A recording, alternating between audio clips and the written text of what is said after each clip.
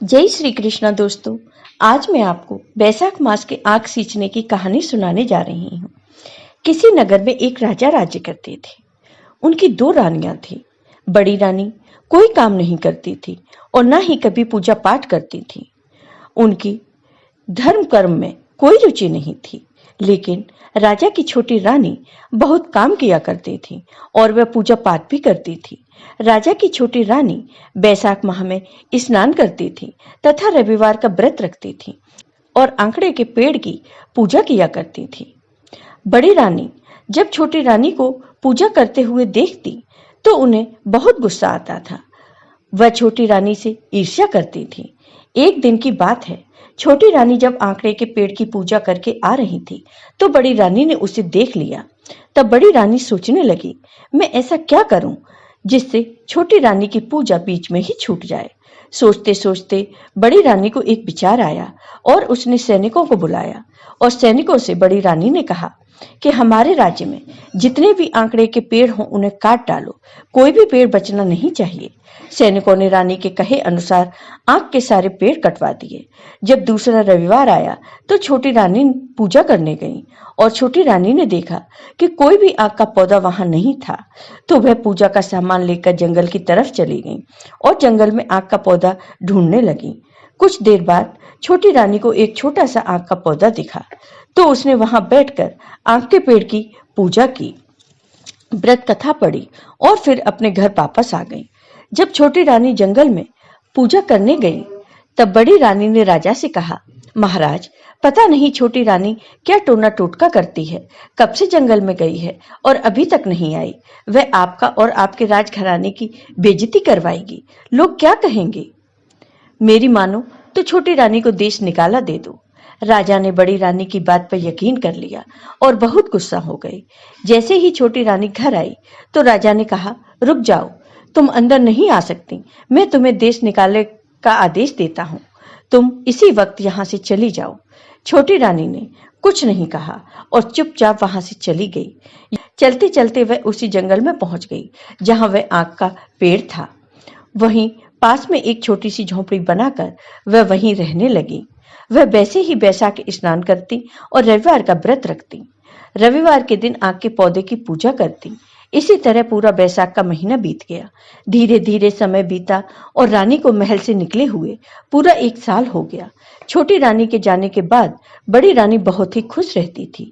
दूसरी बार बैसाख का महीना आया तो राजा शिकार खेलने वन की तरफ गए।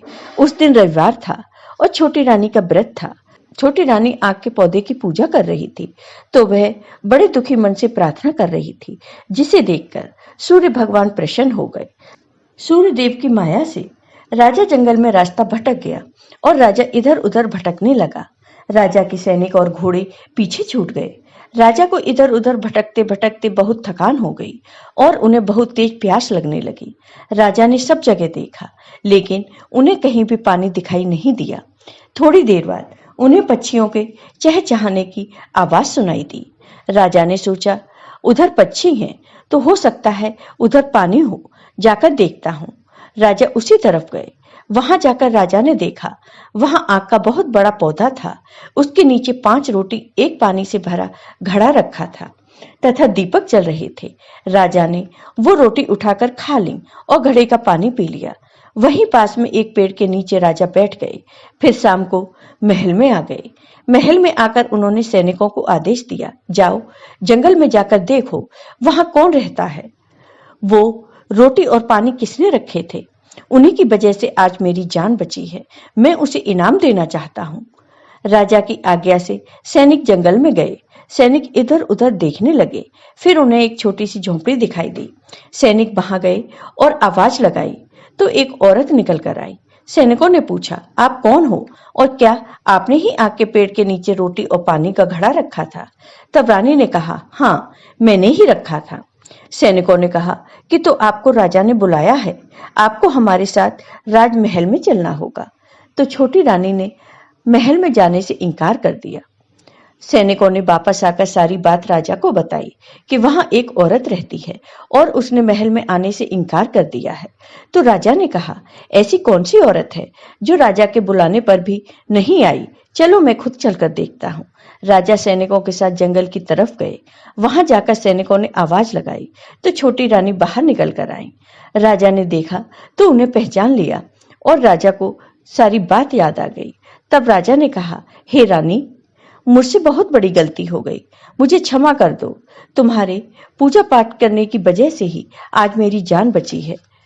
मैं चाहता हूं अब तुम मेरे साथ महल में चलो। तो छोटी रानी ने मन ही मन सूर्य देव को धन्यवाद दिया और राजा के साथ महल चली गई। राजा ने छोटी रानी को आदर सहित गाजे बाजे के साथ महल में प्रवेश कराया और सुहाग दिया और वहीं बड़ी रानी को दुहाक देकर दंडित किया और महल से निकाल दिया। छोटी रानी के रविवार का व्रत करने से, आग की पूजा करने से अपने खोए हुए सम्मान को वापस पा लिया और खुशी खुशी अपने राज्य में रहने लगी। जय हो सूर्य देवता की। आपको ये वीडियो पसंद आया हो तो कमेंट बॉक्स में कमेंट करके जरूर बताइए। साथ ही मेरे वीडियो को ज्यादा से ज्यादा शेयर करिए। धन्यवाद दोस्तों।